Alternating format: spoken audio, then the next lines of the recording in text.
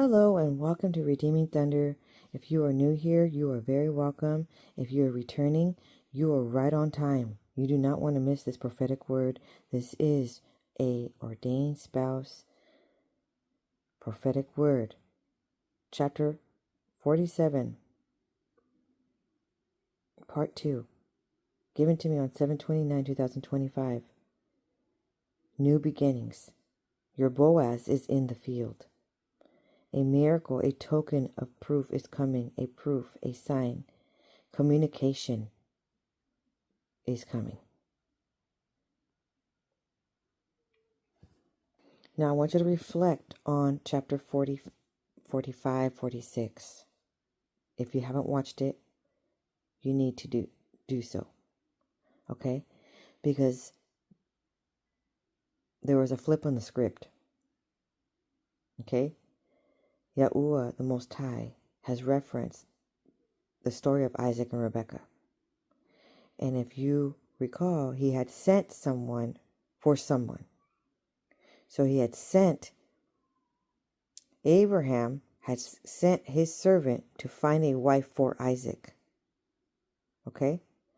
And Isaac needed to have a wife that was of the same DNA, of the same lineage, so that way they would be equally yoked. In other words, he's choosing someone that serves the Most High and follows his commandments. Okay? And so this person was approached already, and they were supposed to say yes or no to the call. So for reference, Rebekah was approached by the servant of Abraham at the well. And her test was, because the servant asked in the secret place, if she is the one for my master's son, let her drink water to not only me, but all of my camels. Okay? He brought a bunch of camels. Camels represent wealth. Okay? So a wealthy family. And they also was full of cargo, so he brought a bunch of gifts. Anyways, she didn't know that those gifts were for her. And she didn't know those camels were for her. Okay, she didn't know. She just, when she saw him, she offered him water to him and the camels. And it probably took hours to give water to all those camels. Camels drink a bunch of water. They're in the desert. Okay? So he saw how generous she was, and that was the clue, because you're how you're going to pass this test and how the individual's going to know that you are the one is that you're very generous. Okay? Not just to him, but to others around. Okay? I'm not talking about to the toxic people. Not right now. You're not supposed to be giving and assisting those that were toxic to you. Just pray for them. Okay? All right, so staying on track here. She, in the story, she did agree to the marriage blindly without knowing what he looks like. The Most High wants you to agree to this ordained union that he has for you before you even see the person of who he is. Okay? Or before you see her, if I'm talking to a man right now. You just agree because you want to follow the best plans possible for your life. You want to obey the Most High. You want to honor him. You want the calling. Okay? You trust him with everything that you are. That's the level. Okay? So, but what the flip of the script here, okay? If the individual says no, the servant asked the family, please let me know yes or no, because he went to the father to also ask for hand in marriage, right? For the other individual, because He needs to know whether he has to go to the right or the left. As in, move on if she says no. Right? You're not going to sit there and beg and force the person. You just move on. Simple as that. So he wants you to have that heart posture right now to move on if need be for the next plan. Meanwhile, in the last chapters, Yahuwah was setting up divine alignment, new highways. And what he meant by new highways is he was already finding the individuals for you, new prospects, in case the individual that he had planned for you said no. Okay?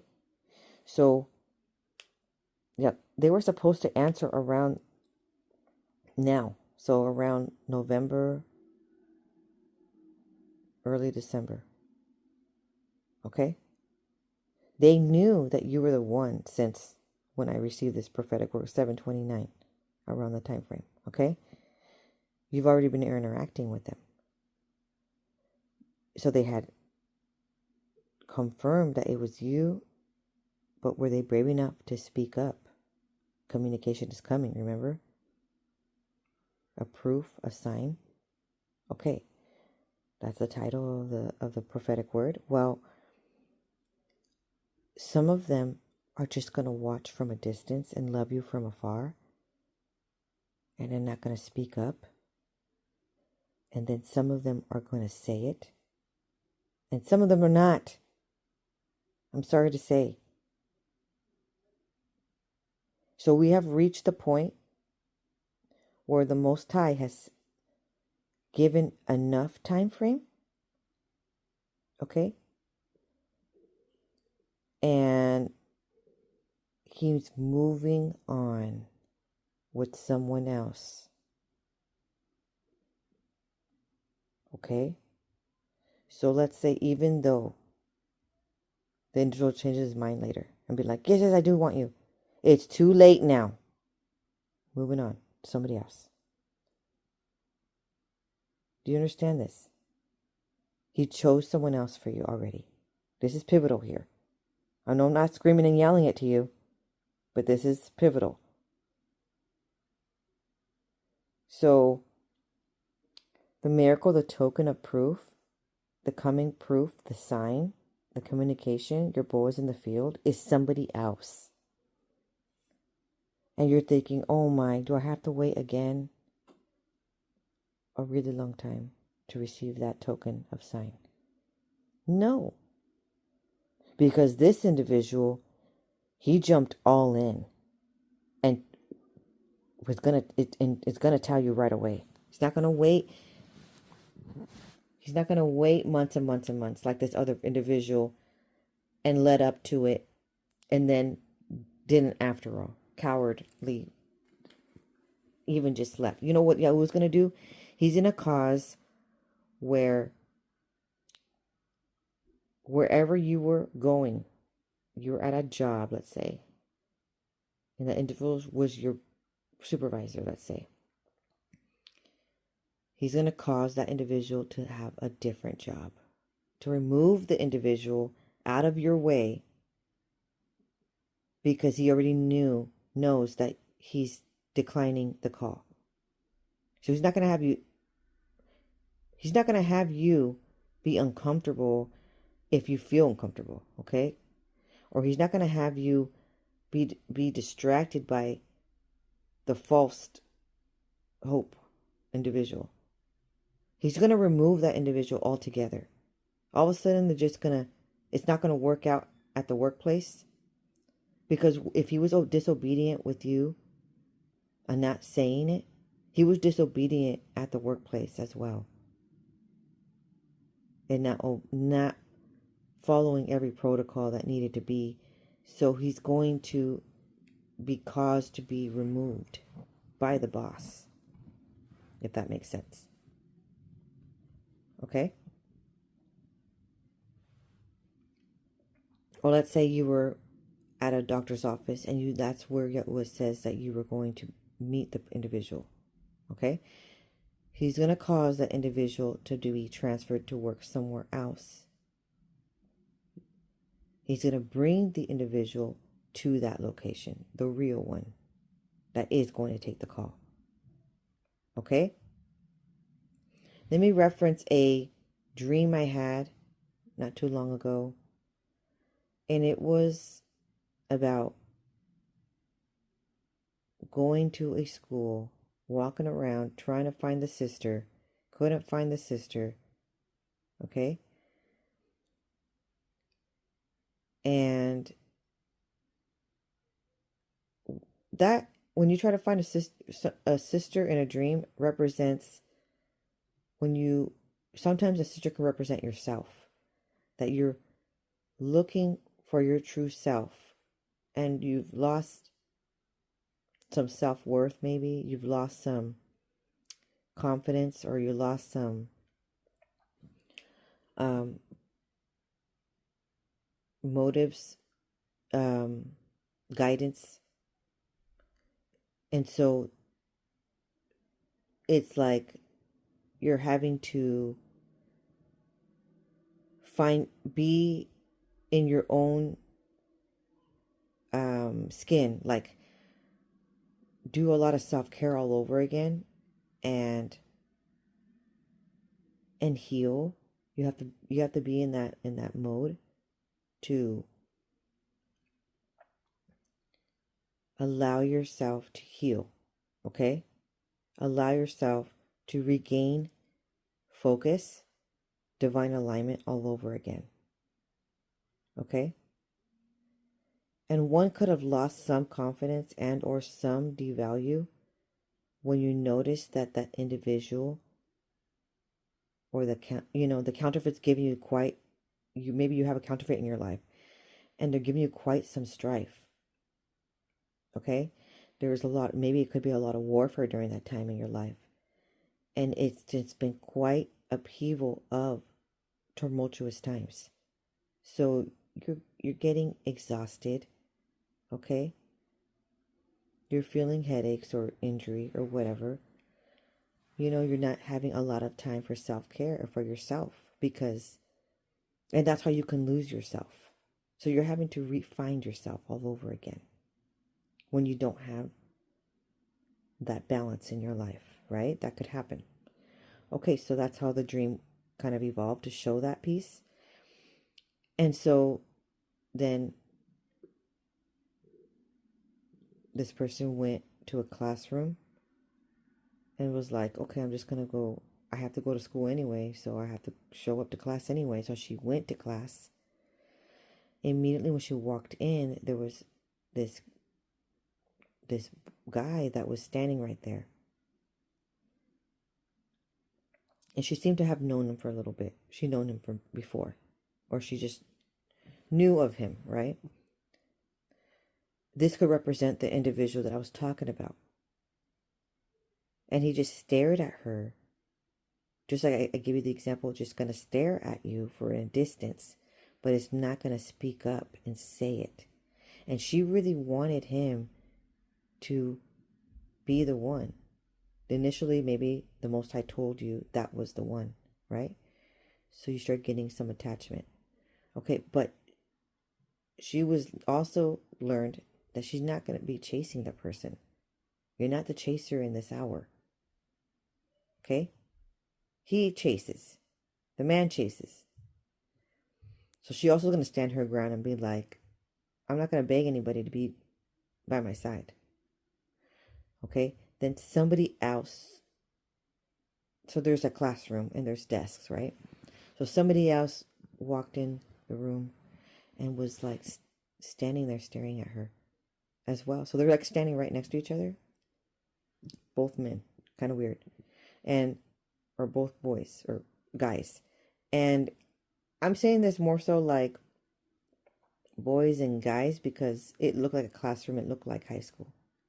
I'm not sure why the Most High showed me high school when I know he's representing, ordained spouse, and obviously they're adults. Nobody's getting married in high school, right?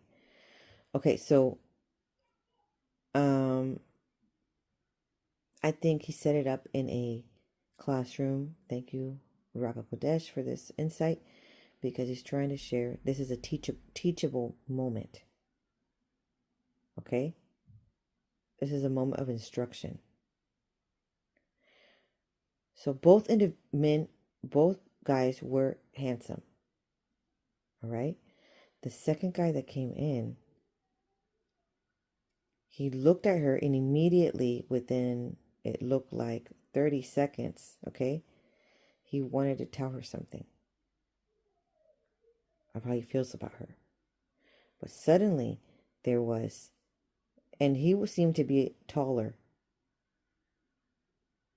just broader shoulders taller, okay, than the other individual. And suddenly a bunch of other students came in from the outside hallway because the door was open. And they started like fighting, and I don't know, they started like rushing the individuals that were in the classroom. So she saw that there was a bunch of people coming in like with an uproar, right? So she saw that the first guy, he just took off and to save himself somewhere in the corner, ran into the corner hiding. But the second guy that came in, do you remember that? She kind of went behind him to use his body as a shelter, right? As a shield. And he allowed her to do that. He didn't just take off. He stood his ground, and he backed up as she backed. They both backed up at the same time. Backed up to the back of the classroom where the desk was at, the teacher's desk. Meanwhile, some guy was trying to fight him, and he was protecting her from all of those strikes. Okay? Then there was a desk, and somehow there was a room divider before the desk. Well, they went through the room divider, but she was behind him, remember? So obviously he's bigger than her, but somehow he grabbed her and then flipped her so that now when she fell, he was on the bottom, and she fell on top of him. Like they were crashing, like it was going fast. Everything happened within a minute. The whole thing. And everybody else was fighting on the back. And the person that was chasing him, that was trying to hit him and chase him, didn't make it to the other side of the room divider behind the desk. Okay? They didn't. So he fell on the floor, like on the tile floor, right? But he didn't really get hurt much. Maybe because he had a lot of muscles or something. But she didn't get hurt at all because she fell on top of him. Because she was way smaller than him. Okay, so they both got up and they're like, "Dang, oh my, are you okay?" And then they walked on the other side of the desk, and then he went to the center of the room and started telling people, "We got to clean up this room." Even though he's not the one who started the fight, he just was saying, we all have to contribute and clean up this mess. And he was able to get the ruckus people to also contribute in cleaning up. Okay, in a civil manner. And it seemed like the mother was there. Somehow, his mother just showed up.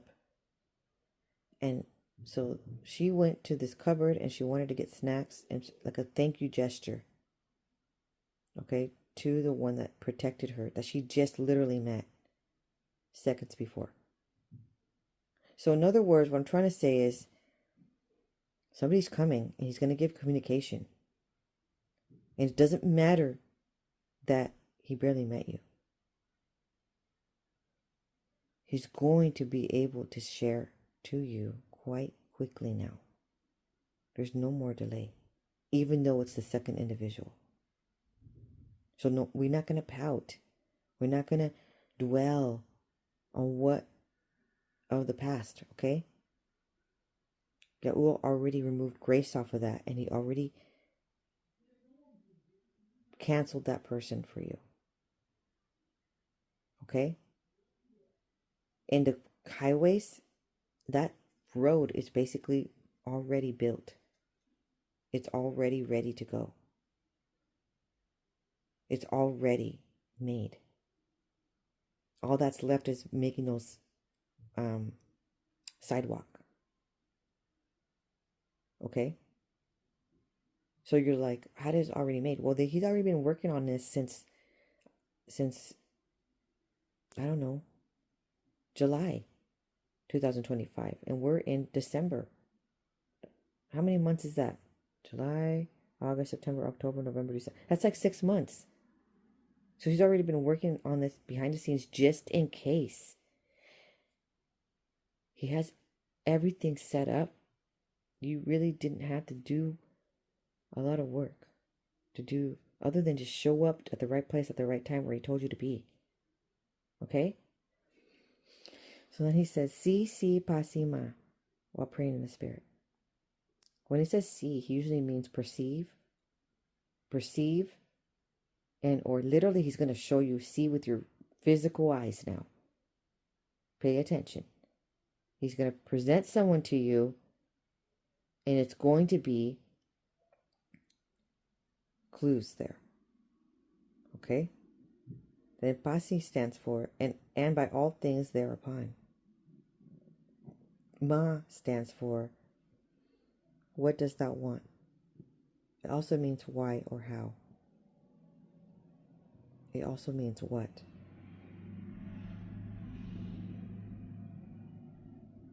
I guess he's asking you again, do you want his plans? Do you trust his plans?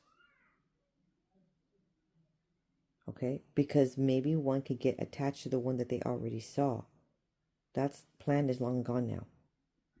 So you're worried to agree again to someone that you don't know what they look like.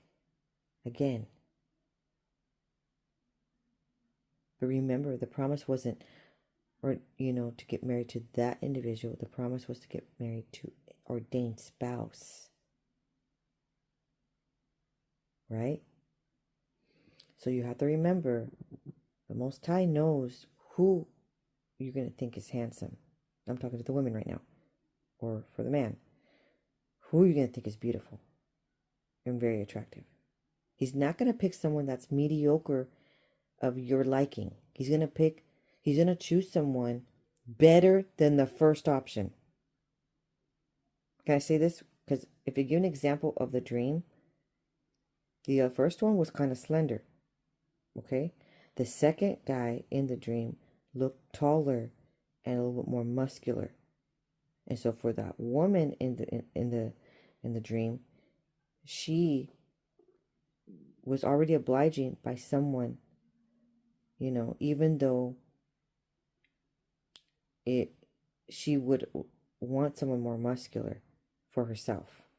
But because Yahweh told her the first one was the person, she was just going to go with that because she wants to obey him. Now, the Most High is saying, what do you want? That means he's saying, you can give some tidbits of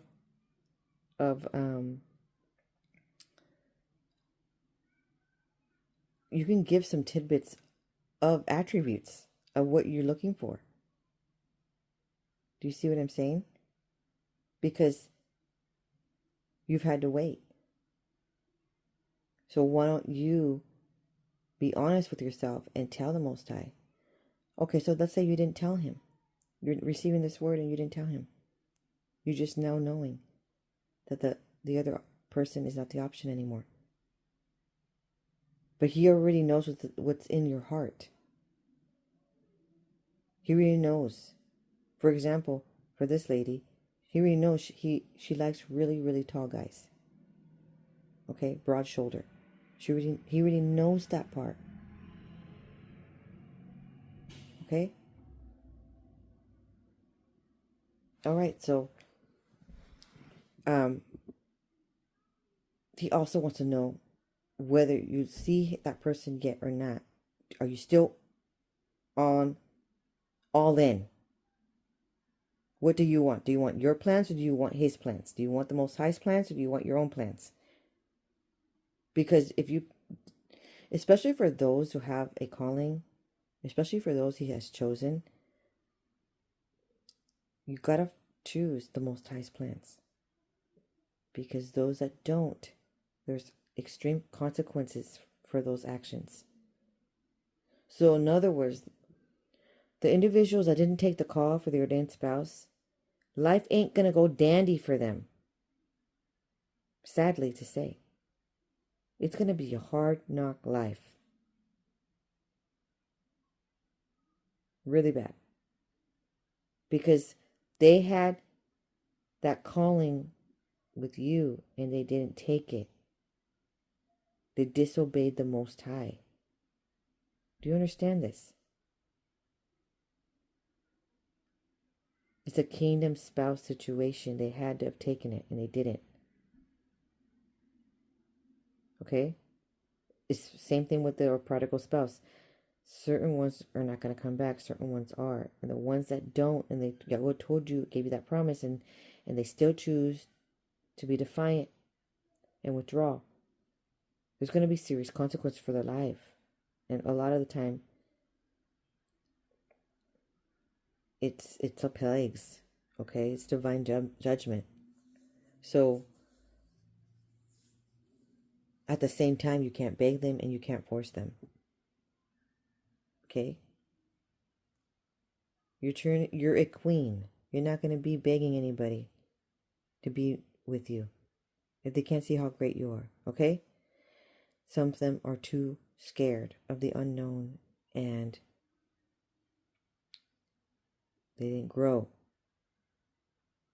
He's bringing you a brave, strong man. He's bringing you someone incredibly courageous. All right, so the next phrase is amasa os mas. That stands for, while praying in the Spirit, I receive that. The utterance, proclamation, and pronouncement. Os stands for a miracle, a proof, a sign. And mas stands for fear of Yahuwah be upon you. So he's anointing you in this hour. You are receiving fear of Yahuwah. Why? Because without the fear of Yahuwah, you wouldn't be able to obey him and honor him. Okay? This is serious matters for these ordained spouse unions to take place. You guys have a ministry together, and then you guys have offspring together, and you guys bring many people to the kingdom of the Most High. And you do it together. He cannot do his task without you. He cannot complete his assignment. You are his assignment. He needs you. He cannot do this life without you. He's noticing that quite quickly now.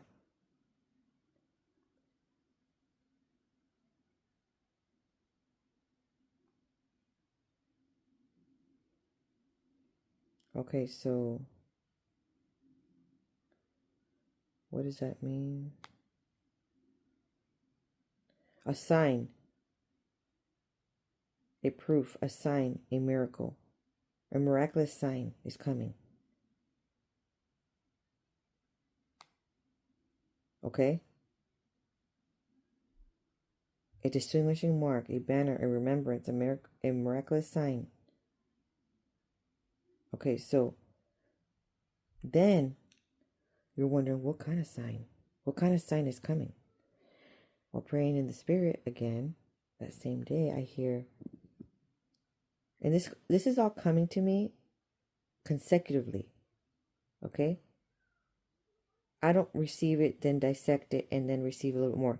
I receive each phrase, and I write it down, and then I research it later, and it all ties together. That's what it's so fascinating. Ig Ika Nas. A letter of good news. This is when I knew it was a ordained spouse. For sure, 1,000% knew it was ordained spouse. Prophetic word. because Ika stands for husband, plower. Okay? And then Naz stands for to be set apart, to consecrate.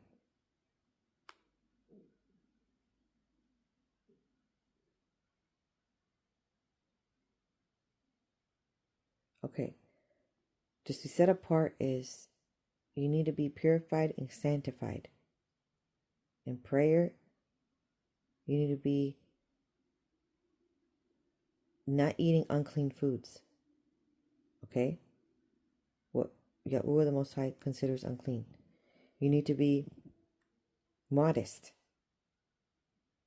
Okay? You need to be not mingling and doing some online dating and or being even to the point of sexually intimate with somebody else while you are waiting for your ordained spouse. Okay? You have to be all in believing in this miracle to happen to you. You can't just, I'll just date and go on dates here and there until the one actually comes. No, that's not going to work out. Okay? Because the one that's waiting for you is not dating anybody else either. Or they're cutting ties with counterfeit as we speak. Because they know that you are the one. Or they know that soon the one is going to come into their life. And they don't want to have any soul ties. Okay? Any familiar spirits from the other individual clinging onto themselves. You don't want to bring baggage from others into the relationship, right? Okay. So the word ig stands for strong number 107, Igareth, which means an epistle, a letter. And it references a verse, Nehemiah 2:8, a letter unto Asaph, the king, the keeper of the king's forest, that he may give me timber to make beams for the gates of the place which appertain to the house, and for the wall of the city, and for the house that I shall enter into. And the king granted me according to the good hand of Yahuwah upon me. Ellicott's commentary for the English readers. The keeper of the king's forest, Asaph, a Jew, was keeper of an artificial park or pleasure ground near Jerusalem. The Persian part is whence are paradise. It was well planted with trees, as timber was to be supplied from it for the gates of the palace, and rather that the fortress which protected the house or temple, and was known in Roman times as Antonia, also for the city walls, also for the house that I shall enter into, that is Nehemiah's own house, for his being appointed governor is presupposed. This is huge now. If you hear this, there is promotion coming. There is a mantle of governorship being laid upon those who uphold his honor, who have fear of the Most High. Okay? On certain individuals, you go to the secret place with the Most High, and you ask Abba if this word is exactly for you. And this wealth transfer comes with much supplies, a new house, a new palace. Okay? It comes with honor. It comes with fortress. Okay, so now let me confirm to you that there is a mantle of governorship, okay? Esther 9:29. Then Esther the queen, the daughter of Abihail, Mordecai the Jew, wrote with all authority to confirm the second letter of Purim. Matthew Henry's concise commentary says, the observance of the Jewish feasts is a public declaration of the truth of the Old Testament scriptures, as the Old Testament scriptures are true. The Messiah expected by the Jews is come long ago. None but Yahusha of Nazareth can be the Messiah. The festival was appointed by authority, yet under the direction of the Spirit of Yahuwah, it was called the Feast of Purim, from a Persian word which signifies a lot. The name of this festival would remind them of the almighty power of the Most High Yahuwah of Israel, who served his own purposes by superstitions of the heathen. In reviewing our mercies, we should advert to former fears and distresses. When our mercies are personal, we should not be forgetfulness lost the comfort of them, or withhold from Yahuwah the glory due to his name. May Yahuwah teach us to rejoice with that holy joy which anticipates and prepares for the blessedness of heaven. Every instance of divine goodness to ourselves and is a new obligation laid on us to do good to those especially whose most need our bounty. Above all, redemption by Yahusha binds us to this merciful. Second, it could be Chronicles 8:9. The word Naz stands for Nazarite. Someone who has taken a vow to separate themselves to Yahuwah. So right now you're taking a vow. You're set apart. You're saving yourself for this individual. Okay? Because while you are getting prepared to marry the person on earth right now, Yahuwah has been preparing you as a bride for himself, Yahusha.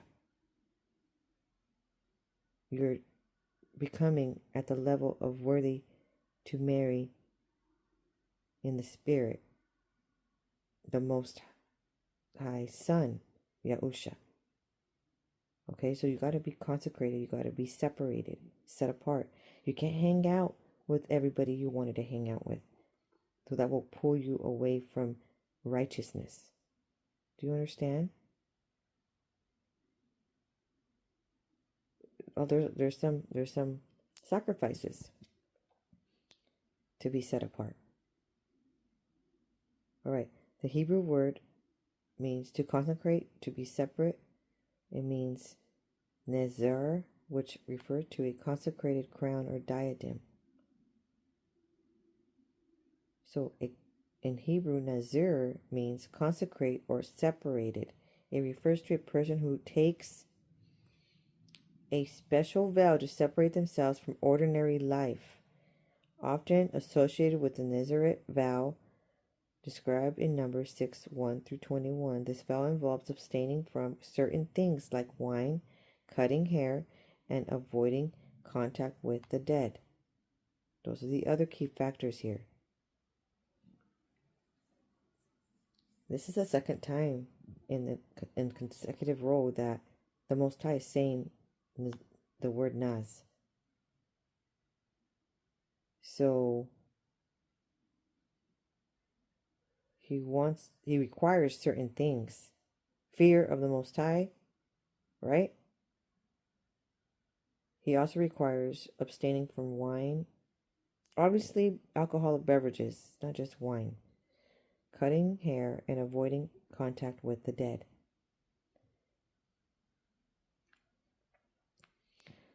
Okay, so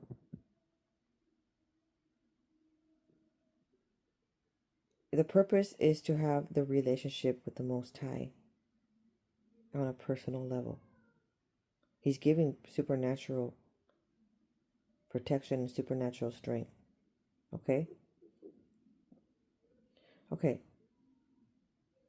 Even outside of the formal Nazarite vow, the term Nazir is used in a more general sense to describe someone who is set apart or chosen for a special role or purpose, as seen in the case of Joseph, described as Nazir among his brothers.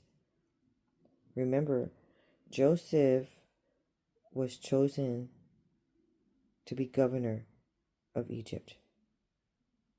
Okay? He went through a lot of strife. He went through a lot of isolation.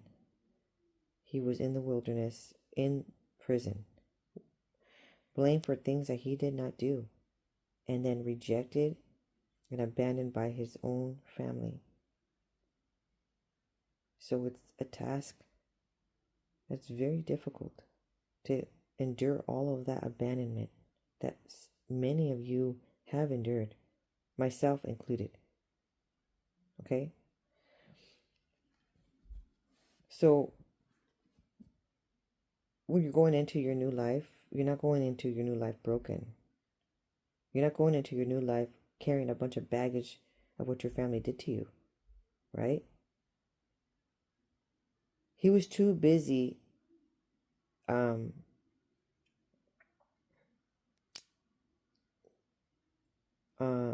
training. He was interpreter of dreams. That's how he got out, remember? He was at the right place at the right time. Somebody remembered him. It was the butler. The butler communicated that he can interpret dreams. He went, he dressed for the occasion, and he was able to accurately interpret the dream for Pharaoh. The Pharaoh immediately bestowed upon him the mantle of governor. Okay?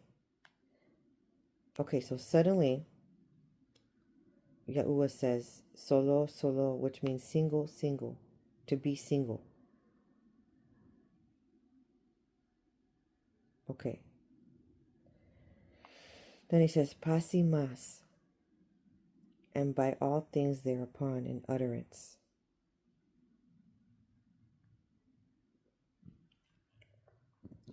Oh yeah. Oh yeah stands for woe. It stands for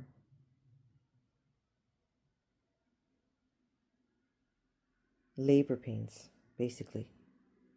You're in the last pushes to birth your ordained spouse promise here. Hallelujah. Hallelujah, right? For those who have been waiting so long, who have been enduring so much strife, who have been in such heartbreak and despair, who have been experiencing what looks like no breakthrough and no relief. Okay, this is for those who have been waiting for a miracle now. That's all you got left. Okay? Only a miracle is going to rescue you from this. Okay? So now, while praying, I hear Osi. Abba is providing strength for that last push. Divine strength and salvation. Osi stands for Yahuwah is salvation, my strength. So he's providing supernatural strength. Do you recall Samson was a Nazarite? Okay, Nazarite. So he needed that supernatural strength, right? He needed it. He had it. It was unbelievable strength. Okay? In the Greek, he is known to be Hercules. Okay? So, if you can recall those stories, he had supernatural power. That's not unnatural. It's unnatural for someone to have that kind of power. Okay, that's the power that Yahuwah is. It's not natural. It's supernatural. That is what's Yahuwah is anointing you in this hour. That's what's needed because you have been enduring quite a bit. You have been in turmoil. You have been in heartbreak. You have been abandoned. You have been neglected. You have been for decades. And he doesn't want you to lose hope. Okay? He has this rainbow promise for you. So then he says, Wat Zamak. Okay, so the Wat stands for the Vav, to hook heaven on earth. Okay? The Za stands for to cry out in distress.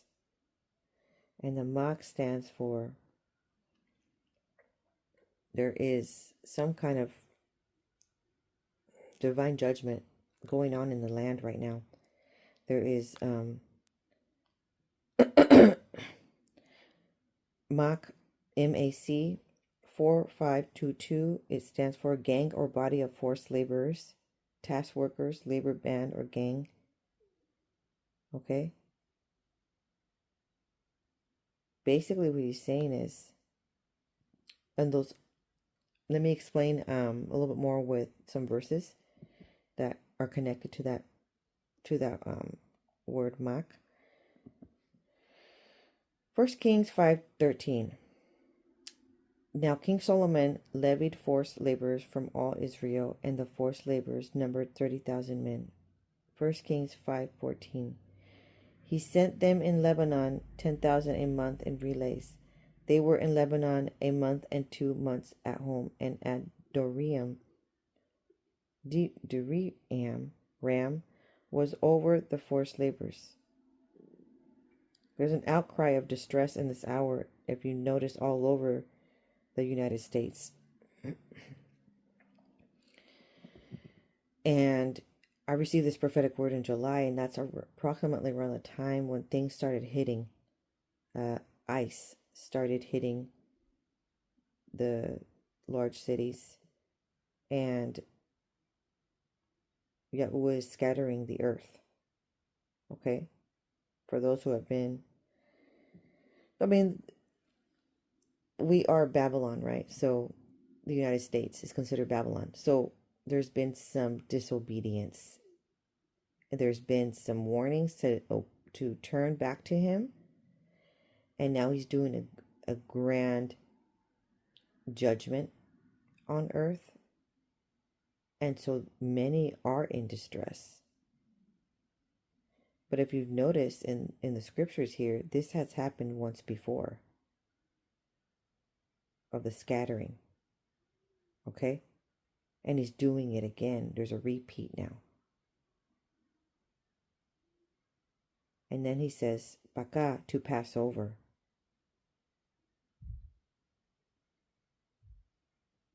Okay, and you're going to be like, well, who is he doing it to? Right? Why is this happening? Why is this happening to our country? And then he says, La se mas. So, la means no, not, and nothing. Okay, and se means a lamb. Okay, and then mas stands for the utterance, right? So, Maz. Maaz, which doesn't stand for Maz. I had it spelled wrong here. And I had it spelled correctly a little bit below it. The notes here. It's a Hebrew origin meaning wrath or anger. So Yahuwah is expelling his anger upon the U.S. This is what it looks like.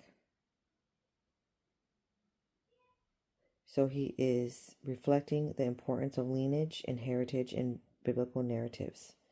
So in biblical reference, Maz is mentioned in the genealogical list of tribes of Reuben, one of the 12 tribes of Israel. The specific reference of Maz can be found in 1 Chronicles 5:3-4, which states the sons of Reuben, the firstborn of Israel, Hanok, Palu, Hezron, and Carmi, the descendants of Joel, Shemaiah, his son, Gog, his son, Shemi, his son, Micah, his son, Reiah, his son, Baal, his son, and Bera, his son, whom Tiglath-Pileser, king of Assyria, carried into exile. He was a leader of the Reubenites. Okay. So, he said, La se maz, right? So he says, no, not a lamb. Those that he considers not his lambs, his sheep, okay, are going to be enduring the wrath and anger of the Most High, and he is scattering them. Okay? And so originally it's those that are that are getting picked up, or the ICE agents are the criminals, right? But I'm noticing now that it's also just everyone, every illegal immigrant. It's not just the criminals. Okay? So it's the wrath is extending further on. And the Most High is allowing the government on earth to establish this ruling. Okay? He's allowing it. It's not happening behind the scenes where he's not noticing this. He allowed it, the wrath to come. Okay?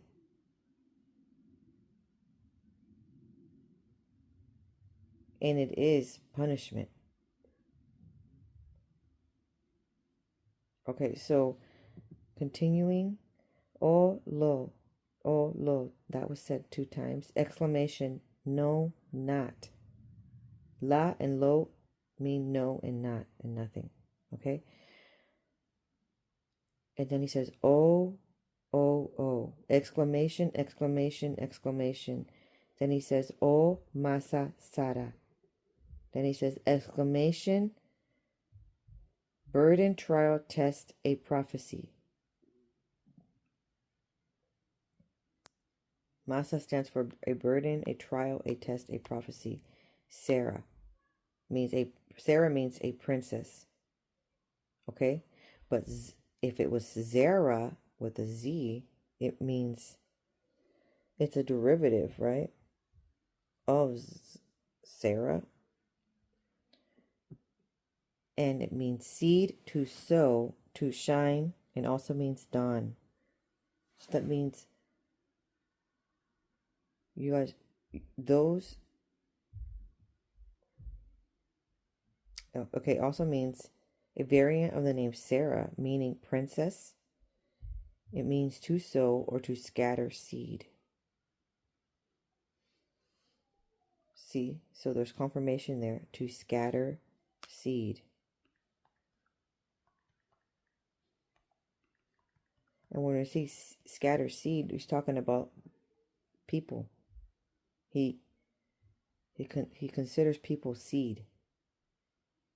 Okay. Then seed can refer to a plant seeds or descendants. And that's why a lot of people are going to be single, right? But on the Ordained Spouse series, individuals who have been with a counterfeit need to decide to be single in this hour so that they can be available in single, so that they can be in union with the ordained spouse that Yahuwah has planned for them. Okay? So Alma, then he says twice, and he's referencing Ruth, the story of Ruth in the handmaid of marriageable age. Okay? So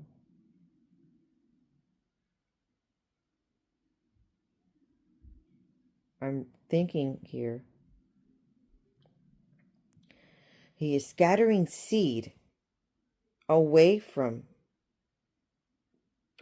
away from the country, because he needs the Sarahs in this land to scatter seed of his DNA, of Yahuwah's lineage, Yahusha's lineage, of the descendants of our Savior. Do you see what I'm saying?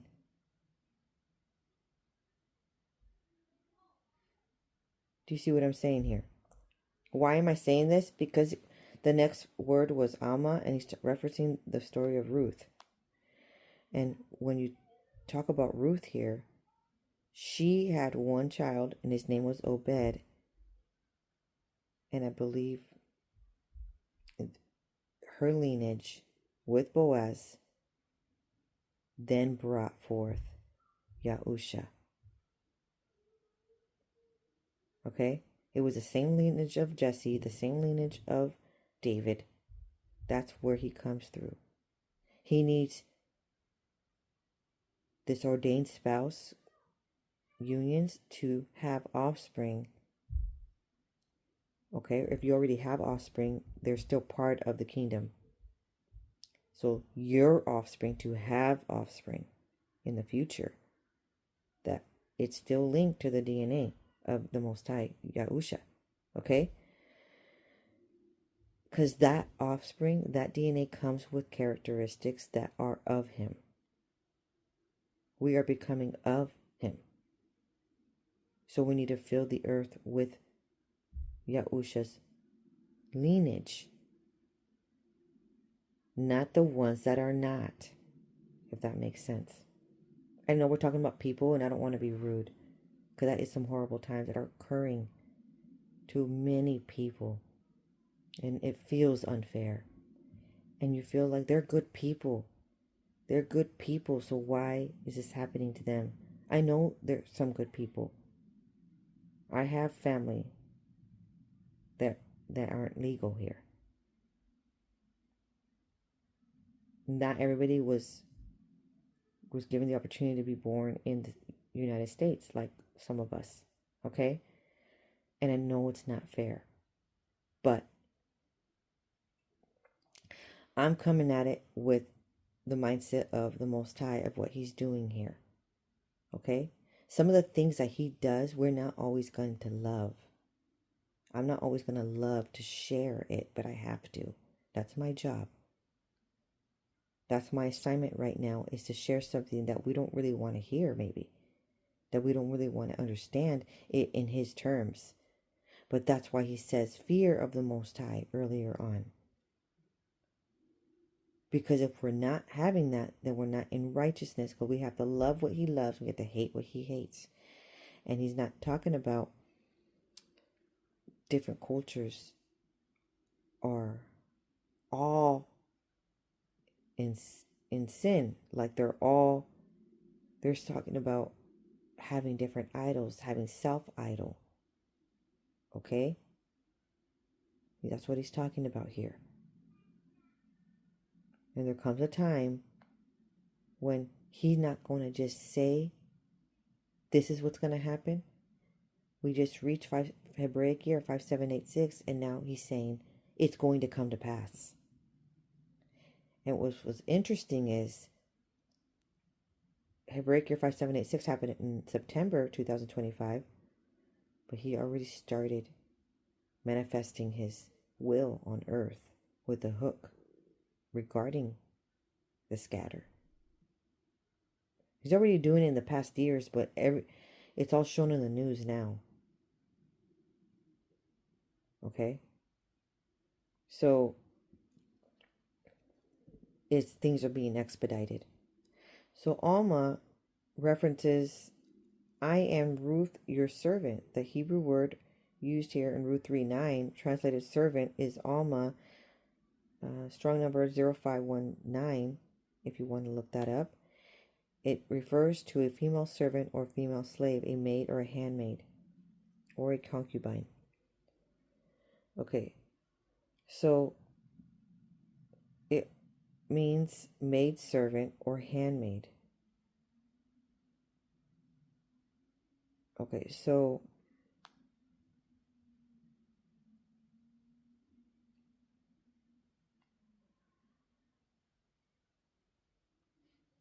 now when you reference the story,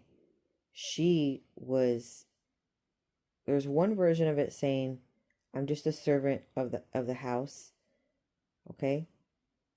And they're kind of seem like family, okay? But when she spoke to Boaz, she used a different Alma, okay, word. And she meant like, I am your handmaid. I'm available for marriage. And I am not your family member. So I can marry you. She was basically saying that. Okay? When she went out to his threshing floor, right? That's what she said. She basically said, I'm available. Okay? It was kind of blunt, I guess. And she says, and when she put the garment on his legs, they have a custom, she basically chose him. And so he felt honored to be chosen by her. Right? In that story, she was a lot younger than him.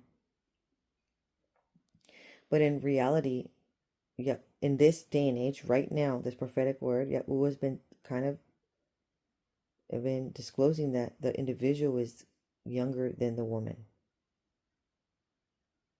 Okay, the man is younger than her. And it's kind of different, but Yahuwah's not matching people up with the age. Okay? He's matching people up with compatibility, with chemistry. He's matching people up with ministry, with assignment. Okay? So, obviously, he's going to bring you someone that has the same interest as you and stuff. Okay, so now moving on to what else that the Most High said. He says, O ko ka masi. Exclamation, hear thus far, in this manner, my refuge, my protector is Yahusha. Okay? It also means anointed one. He has everything under his control. Then he says, Asi Allah, Asi Allah. So he's saying, he's bringing someone that's going to allow your body to heal. He's bringing someone that's going to be protector. When he's saying Yahusha is saying protector, he's saying that he's also saying that your ordained spouse is going to be your protector, your refuge. You can lean upon this person. A lot of you have not been able to lean upon whoever you've had in your life because they're not available, they're emotionally not available, or they're abstaining from the task that was given to them. Like they know they're the man of the house, but they don't want it, that role. They keep fighting it. And you keep convincing them, trying to convince them how they're supposed to behave. And you're not supposed to be doing that, coaching all the way through. They're supposed to know how to behave already. Okay? Then the other thing is, the Asi Allah stands for divine healer, physician, to heal. Okay? Then it means to ascend, to go up, to climb. This is all for the matter of you feeling totally whole. This radical change is going to heal your body because you are going to be with the one that Yahuwah created for you. So your body's going to feel at peace. That your individual partner, ordained spouse, is going to feel at peace and whole. So there's not going to feel like anything's missing because now he actually has his rib right next to him.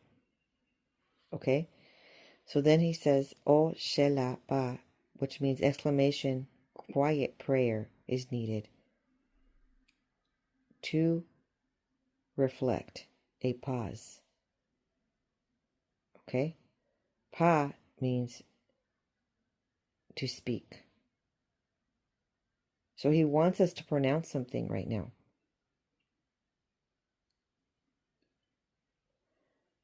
We need to say, I declare that I have fear of Yahuwah and that I am going to accept the call on my life and receive my ordained spouse. My ordained spouse come for me. Come for me. I am ready to receive you. And then we're going to proclaim. We proclaim, declaring full body healing and wholeness over our lives. And then we're going to proclaim joy to fill us in joy and in your grace and in your divine protection in overflow. And we receive our wealth transfer in the name of Yahusha. Aman. Okay, then he says, Akasama, which means, alas, in this manner, to listen and obey, to understand. Then he says, Sabak, which means deliverance of your enemies. And then I hear him, and he says, oh, oh, oh, the magical moment is coming. Okay, and then I'm assuming it's the moment when Rebecca is at the well. So that means that moment is going to come with the actual ordained spouse is going to come. Okay? And it's going to be that moment where Rebecca is needing to make that decision, right? To offer beverage, right? Okay. So then suddenly I'm putting a sub days in a sleep and I hear in memory KIS. Okay. So KIS acronym stands for keep it simple. And then I hear in the sub days Isaac, it's an Isaac. Fast forward better.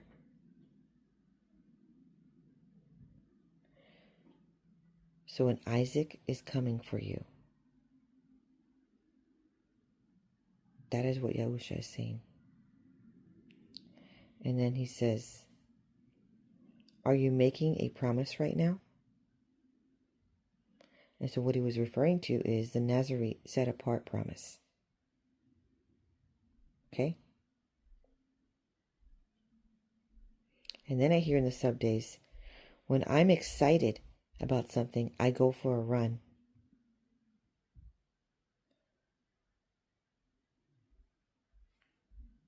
Thank you very much for tuning in on these vital details. This was pivotal. Please stay tuned for the following chapters. Don't forget to like and subscribe and send to those who need to hear this.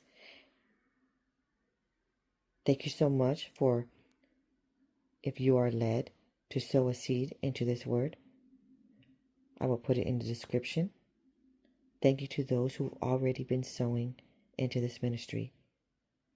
May Yahuwah provide overflow of abundance, and may He grant you access to the land of milk and honey. Shalom.